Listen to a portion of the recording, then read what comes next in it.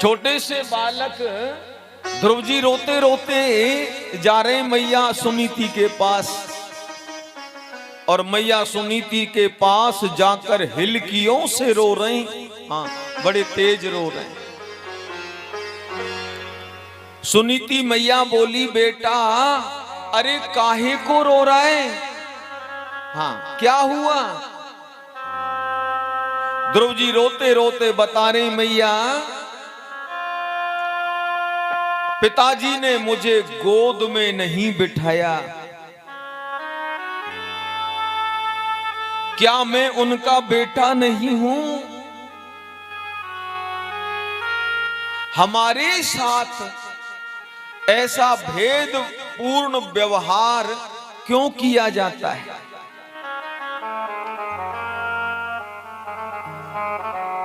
भैया, छोटे भैया को पिताजी गोद में खिला रहे थे, क्या मैं पिताजी की गोद में नहीं बैठ सकता? मौसी ने मुझे धक्का मार के भगाया। रोते जा रहे हैं, बोलते जा रहे हैं।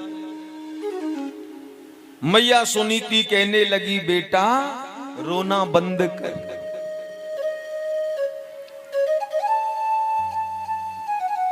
पहले तो रोना बंद कर, फिर बता क्या हुआ। ध्रुव जी कहने लगे, मैया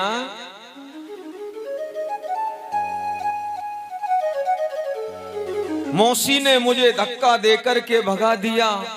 क्या कह रही थी मौसी? मौसी कह रही थी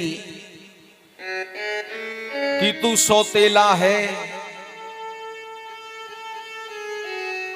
मेरी सौत से जन्मा है, और तुझे इस गद्दी को पाने के लिए बड़ी तपस्या करनी पड़ेगी। इस गद्दी को पाने के लिए बहुत तपस्या करनी पड़ेगी।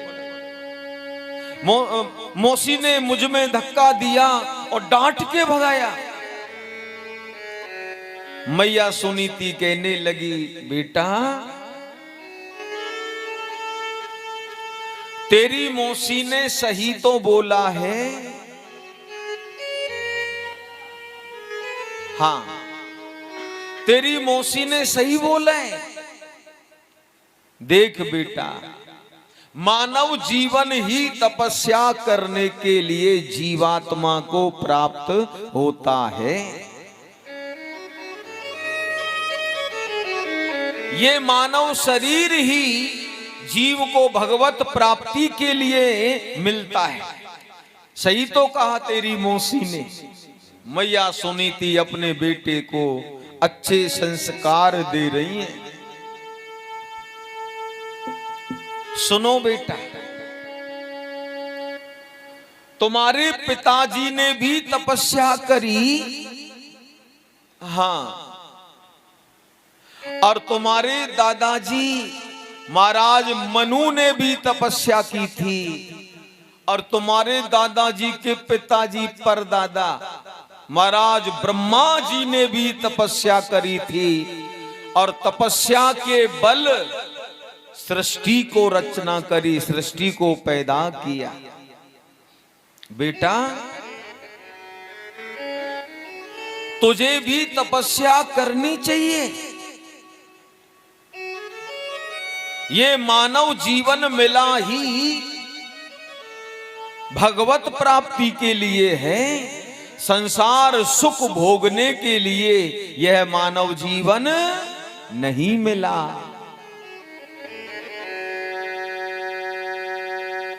विषय भोग भोगने के लिए यह मानव तन नहीं मिला।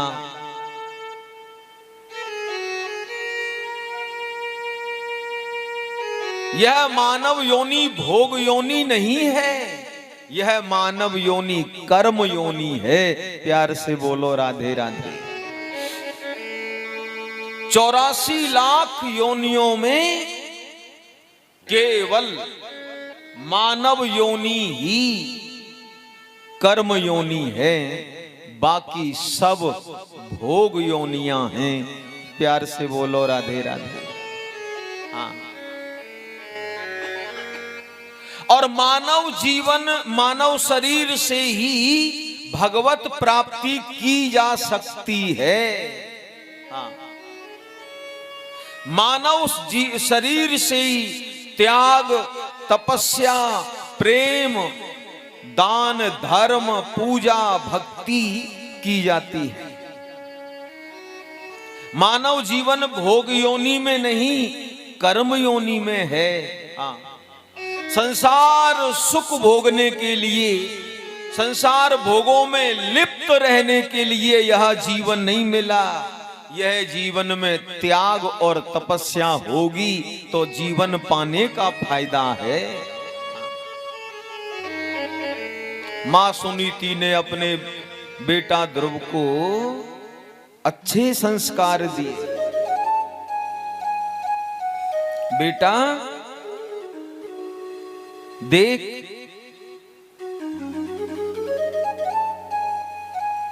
मानव जीवन में आकर यदि भजन नहीं किया,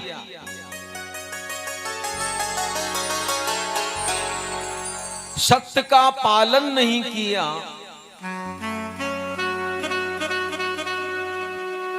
तपस्या नहीं की, तो ऐसे मनुष्य में और पशु पक्षी में अंतर ही क्या है। जिसके जीवन में धर्म नहीं है, जिस व्यक्ति के जीवन में सत्य आचरण नहीं है, जिसके जीवन में पूजा और भक्ति नहीं है, ऐसे व्यक्ति में और पशु में कोई अंतर नहीं होता। प्यार से बोलो राधे राधे। हाँ, देखो भैया, जिन कार्यों को मनुष्य करता है उन कार्यों को पशु पक्षी भी करते हैं। हाँ।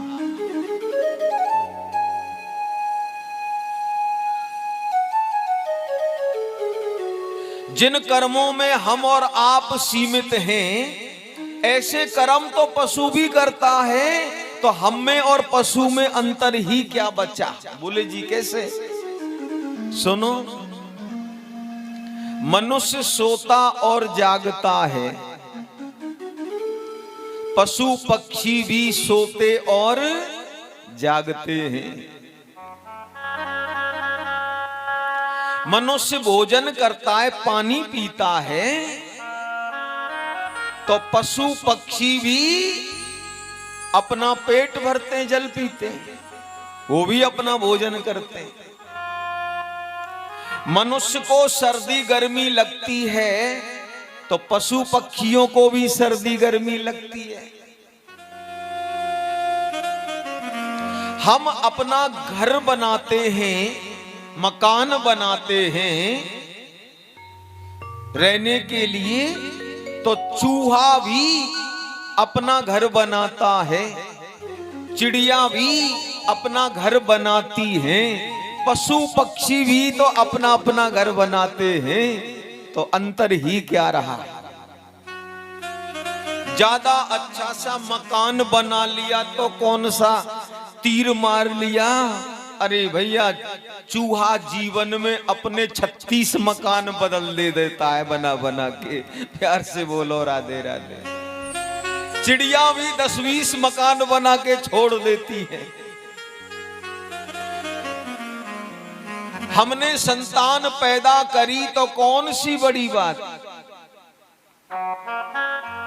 कुकर सूकर कुत्ता बिल्ली पशु पक्षी भी संतान पैदा करते हैं।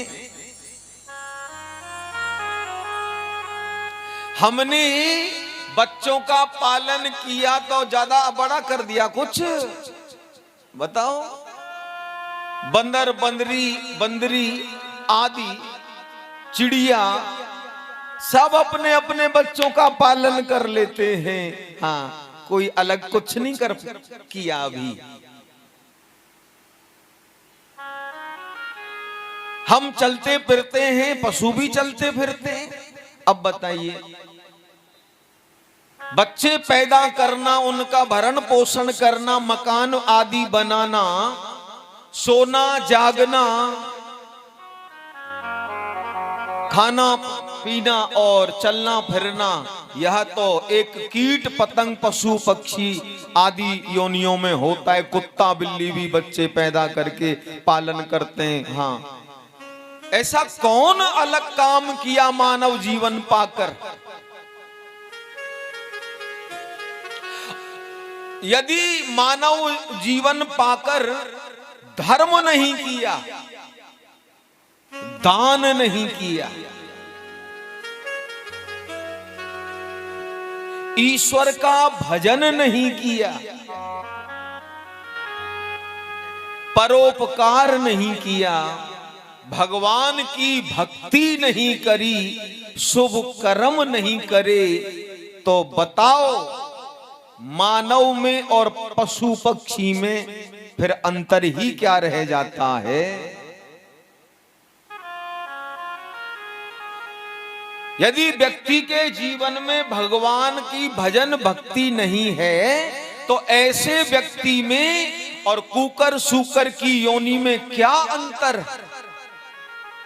ये तो समझो दो पैर वाला पशु का और कुछ ज्यादा तपस्या है, जिसके जीवन में धर्म है, वही मानव श्रेष्ठ है। बाकी तो सब मानव शरीर में पशुवत जीवन जीते हैं। प्यार से बोलो राधे राधे।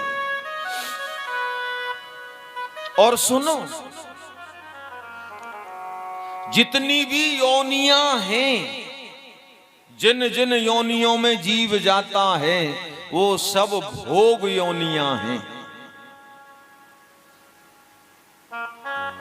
एक मानव योनि ही कर्म योनि है। इसी को पाकर जीव अपना उद्धार करता है, जीव भगवान को प्राप्त करता है। इसी शरीर से वह बंधन मुक्त हो सकता है। लेकिन जो करना था वो किया नहीं, और जो नहीं करना था उसे करता रहा, यह जीवन भी बर्बाद कर डाला। सुनो, बिल्ली चूहा को मारती है तो क्या बिल्ली को हत्या का पाप लगता है? नहीं लगता। सिंह अन्य पशु का शिकार करे तो उसको पाप नहीं लगता। और कोई सांप किसी आदमी को काट ले और व्यक्ति की मृत्यु हो जाए तो क्या उस सांप को हत्या का पाप लगेगा? नहीं लगेगा। मैंने बोला ना, अन्न योनियां भोग योनियां हैं। ना वहां शुभ कर्म शुभ का फल मिलता है, ना अशुभ का फल मिलता है। एक कर्म योनि मानव योनि है, जहां जीव को शुभ कर्मों का भी फल मिलता है और अशुभ कर्मों का भी फल मिलता है। सांप किसी को डस ले और उसके डसने से मृत्यु हो जाए तो सांप को हत्या का पाप नहीं लगता।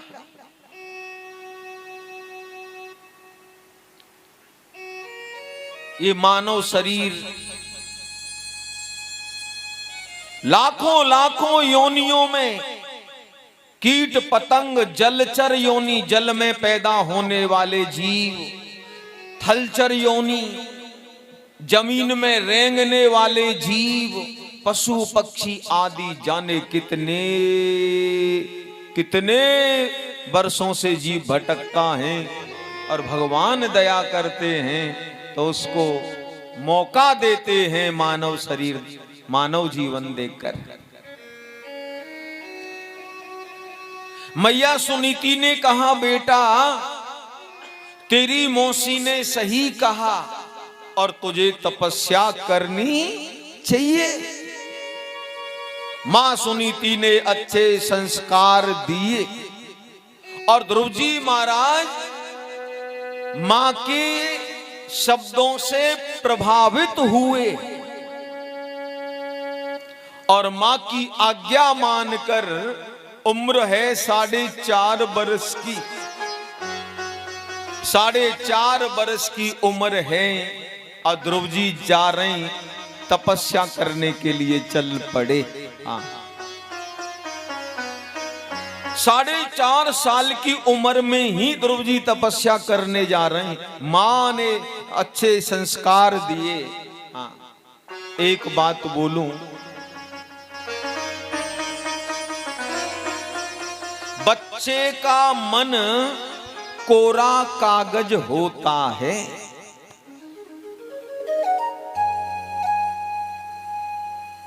बच्चों का मन कोरा कागज होता है और कोरे कागज पर हम जो लिखते हैं वही तैयार हो जाता है। चाहे कविता, चाहे भजन लिखें और चाहे उसमें गीत लिखें, कोरे कागज पर जो लिखते हैं वह वैसा ही बनकर तैयार हो जाता है।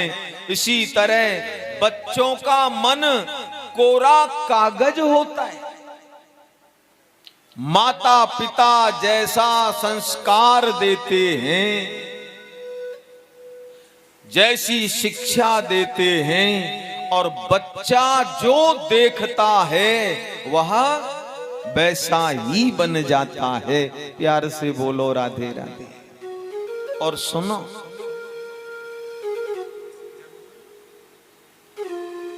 हमारे धर्मशास्त्र कहते हैं कि माता पिता यदि अपनी संतान को बहुत ज्यादा धन दौलत ना दे पाए, कोई परेशानी नहीं। माता पिता अपनी संतान को बंगला कोठी गाड़ी ना दे पाए, कोई बात नहीं। लेकिन माता पिता का ये धर्म है, माँ बाप का सबसे पहला कर्तव्य है कि अपने बच्चों को अच्छी शिक्षा और अच्छे संस्कार जरूर दें।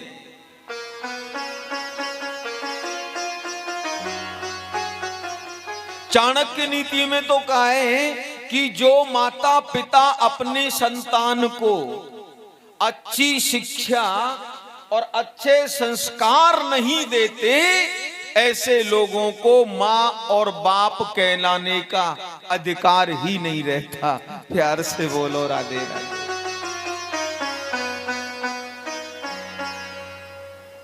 संस्कार युक्त शिक्षा होनी चाहिए। संस्कारहीन शिक्षा और ज्यादा खतरनाक हो जाती है। शिक्षा के साथ संस्कार होना बहुत जरूरी है। हम अपने बच्चों को धन दौलत ना ज्यादा कर पाए, कोई बात नहीं, क्योंकि हर जीव, हर बालक अपना भाग्य लेकर पैदा होता है।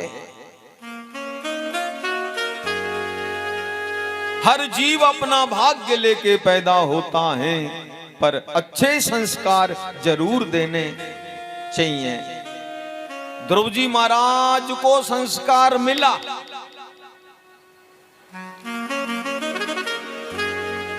और ध्रुव जी 4.5 साल की उम्र में ही तपस्या करने के लिए घर छोड़ निकल गए।